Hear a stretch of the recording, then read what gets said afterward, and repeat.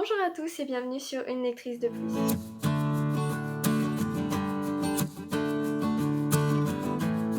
On se retrouve aujourd'hui dans une nouvelle catégorie de vidéos. Je sais pas encore trop comment je vais l'appeler, mais en gros, ce sera à chaque fois dans le style un peu dictionnaire, donc pour apprendre en fait, pour mieux connaître les termes utilisés sur Booktube. Donc aujourd'hui, on va parler des genres. Je vais vous en présenter 13. Comme d'habitude, j'ai mon carnet juste en dessous, c'est pour ça que je regarde un peu en bas. Donc je vais vous présenter 13 genres. On fait souvent très mal la différence entre certains genres. Donc je vais essayer de vous expliquer au mieux. Il est possible que je dise des erreurs dans ce que je vais vous donner comme définition et tout ça. J'ai essayé d'aller chercher sur internet, de prendre plusieurs définitions qui se ressemblaient, d'en faire un mix. Mais c'est pas garanti sans erreur. Donc pour chaque genre, je vais vous donner sa définition, ainsi qu'un auteur qui est beaucoup associé, et des fois je vous donnerai des exemples de livres si j'ai, parce qu'ils sont très axés dessus, ou sinon un auteur en général. On commence tout de suite. Alors le premier genre que je vais vous présenter, c'est la science-fiction, donc aussi dit SF pour aller plus vite. Donc la science-fiction, c'est un univers comme le nôtre, mais qui est plus avancé d'un point de vue technologique et environnemental.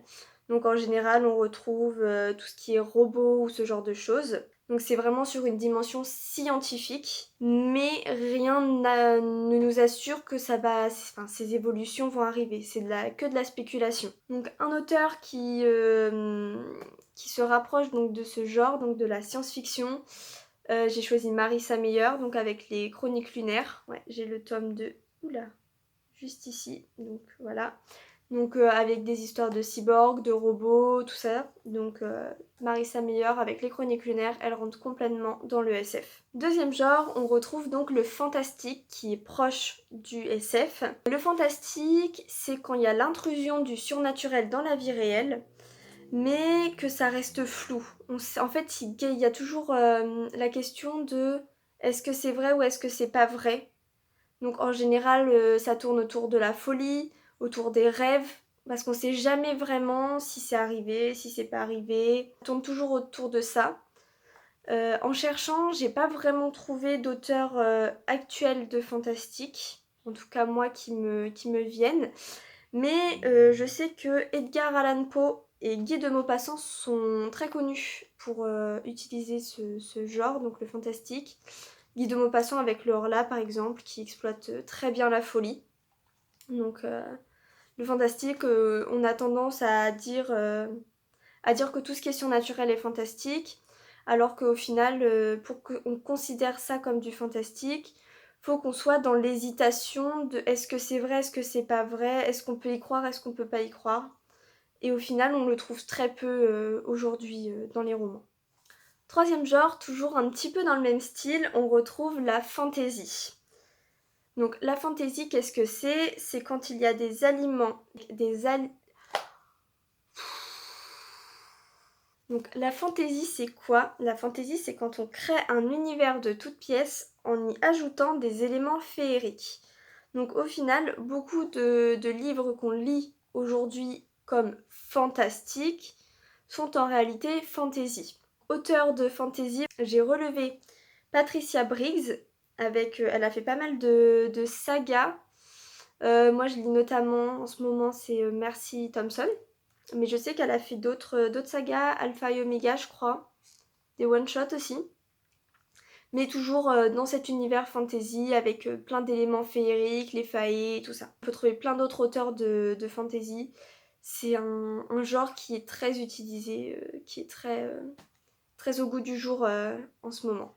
Alors, un genre qui se rapproche beaucoup du fantasy, ça va être le beat lit. Donc littéralement, littérature mordante, littérature qui mord, en traduit en anglais. Hein. Donc le beat lit, c'est un genre où on met en avant un personnage face au surnaturel. Donc vampire, sorcière, loup-garou, nécromancien. La saga très connue de beat lit, c'est la saga Anita Blake de Laurel K. Hamilton. J'ai le tome 3 quelque part ici. Là, j'ai le tome 3 ici. Donc de Laurel K. Hamilton. Longue saga, puisque je crois qu'elle est toujours pas finie. Il doit y en avoir 25 ou 26 tomes, un truc comme ça. Mais ça c'est par exemple une saga Beat-Lit. Mais Twilight est aussi considéré comme une saga Beat-Lit. Donc un personnage qui des fois, le personnage est lui-même surnaturel et qui rencontre plein de péripéties au cours de l'histoire. Donc genre suivant, c'est la dystopie. La dystopie, c'est quand on a une société qui bloque le bonheur des personnages, donc avec un gouvernement autoritaire par exemple. Ça a été très à la mode il y a quelques années avec Hunger Games, avec Divergente, avec le labyrinthe. Donc moi j'avais retenu justement James Dashner du labyrinthe. Ça a été très très très à la mode ouais, il y a quelques années, tout a été sorti en même temps. Il y en a un petit peu moins aujourd'hui, j'ai l'impression en tout cas qu'on en parle moins. Donc au final, les personnages, ils ne peuvent pas atteindre le bonheur parce qu'ils sont empêchés par le monde créé, la société qui est au pouvoir. Alors, complètement différent, on retrouve également le genre de la romance. Donc la romance plutôt facile à comprendre. C'est basé sur une relation amoureuse, donc il y a plein de types de romances. Aujourd'hui, les romances, notamment LGBT, sont de plus en plus représentées, sont de plus en plus écrites. Mais à partir du moment où il y a une histoire d'amour, on considère que c'est de la romance. Alors, en auteurs qui écrivent des romances, j'avais retenu Anna Todd, donc notamment avec After. Et Colleen Hoover, je sais qu'elle est très connue pour ses romances, même si personnellement je connais pas. Alors pour continuer, on retrouve le chick lit. Donc pareil, c'est un dérivé de l'anglais, donc comme beat lit. Les chick lit, c'est des romans écrits par des femmes pour des femmes. Donc on retrouve notamment Sex and the City, écrit par Candace Bushnell. Pardon pour la prononciation. Vraiment des romans qui sont écrits par des femmes pour des femmes et non à destination à la base que les femmes. Ensuite, deux genres que l'on confond souvent, ça va être le polar policier, avec le thriller. Donc le polar ou policier, on suit une enquête du début à la fin. Le polar se finit par la résolution de l'enquête et commence par les faits. Donc auteur très connu de polar, on a Mary Higgins Clark, que je ne connais pas, mais je sais que son nom revient beaucoup. Et donc le thriller, il n'y a pas nécessairement d'enquête, il peut mais c'est pas obligatoire. Et le thriller, c'est caractéristique, c'est que c'est à suspense, c'est plein de rebondissements.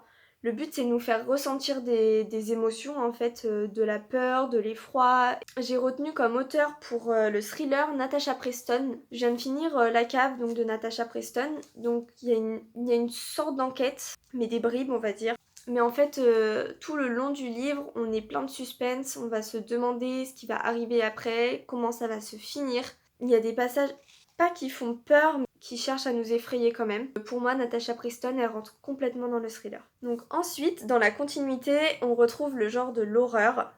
Donc dans le genre horreur, on retrouve une part d'horreur qui est inclue dans l'histoire. Et le but, c'est pareil, de susciter l'angoisse, la peur, de mettre mal à l'aise. Et donc le maître dans les romans d'horreur, c'est Stephen King. Moi, j'ai Dr. Sleep. Je sais qu'il a écrit Cimetière, Les Ça, c'est de Stephen King aussi. Beaucoup de ses romans ont été adaptés en films d'horreur, justement. Donc, Stephen King, on sait que c'est de l'horreur. Ensuite, une question que beaucoup se posent, c'est qu'est-ce que c'est un roman dit contemporain? J'avoue qu'avant de chercher, j'aurais pas su vraiment ce que ça signifiait, on va dire. Et au final, un roman contemporain, c'est une œuvre qui se déroule à la période actuelle, qui a été écrite et qui se déroule après la Seconde Guerre mondiale. Donc en fait, quasiment tous les romans d'aujourd'hui, on va dire, enfin en tout cas tous les romans qui sortent aujourd'hui sont quasiment considérés comme contemporains, à part tout ce qui va être fantasy et tout ça, où des fois la temporalité change. Tout livre qui va être écrit aujourd'hui et qui paraît être dans le monde réel est considéré comme contemporain. Ce qui fait que un livre peut être contemporain et en même temps être une romance. Ensuite, on retrouve les genres, donc le classique. C'est des œuvres qui ont marqué l'histoire de la littérature, l'histoire littéraire. Donc notamment Victor Hugo ou Madame de Lafayette, moi qui m'ont marqué notamment. Après tout le monde connaît des classiques, c'est ce qu'on apprend à l'école, donc que ce soit au collège ou que ce soit au lycée. Enfin, le dernier genre que je vais vous présenter du coup, c'est les romans historiques. Alors j'en lis pas. Un roman qui prend pour base une période historique, un événement historique, par exemple la Seconde Guerre mondiale, sur lequel il y ajoute des personnages qui ont existé à cette époque ou non. Donc ça reste plus ou moins réaliste, les romans historiques. Donc ça peut juste prendre la situation Seconde Guerre mondiale par exemple, et à côté de ça ajouter une histoire complètement inventée, mais à la période de la Seconde Guerre mondiale et qui quand même relate une partie de faits. Soit vraiment ça va être presque de la biographie, à mon sens, où ça va être une vraie personne qui a existé à cette époque et qui a vraiment fait ça, et où on relate ses faits au final. Donc les deux sont considérés comme historiques, donc c'est plus ou moins vrai dans les romans historiques. Comme je m'y connais pas, je préfère pas m'avancer et donner d'auteur. Donc après, quand on lit un roman historique, on le sait, c'est-à-dire que si on se retrouve dans la Seconde Guerre mondiale, on va vite le savoir. Donc on va vite savoir qu'on est dans un roman historique. Donc voilà, j'ai fait le tour des genres dont je voulais parler.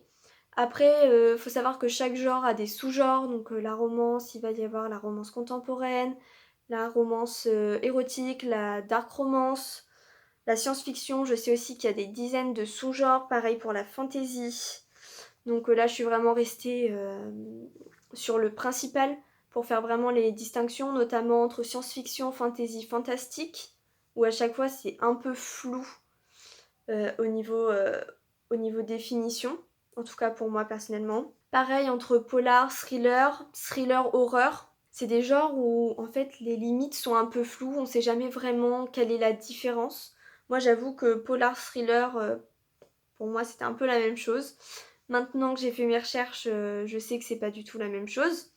Et donc je trouve ça intéressant parce qu'on parle souvent des genres et je pense qu'on est nombreux à ne pas bien catégoriser nos livres, à ne pas bien reconnaître les genres justement de nos livres. Donc je trouve ça intéressant de les avoir vraiment détaillés. Faut savoir également que tout ce qui est, quand on dit un livre jeunesse, un livre young adulte, un livre new adulte, un livre adulte, je sais pas s'il y a d'autres catégories, je crois qu'il y a que celle-ci, c'est pas des genres, c'est plutôt des tranches d'âge, on va dire, des personnages qui catégorisent un petit peu la tranche d'âge des lecteurs. Un jeune va forcément avoir plus tendance à lire un livre où c'est d'autres jeunes, et ainsi de suite. Une personne adulte va avoir plus envie de lire des livres où ce sont des adultes mis en scène, forcément, parce qu'au niveau de la reconnaissance, ça va être plus simple, mais du coup, c'est pas du tout des genres. Donc, on peut pas dire qu'un livre, c'est young adulte.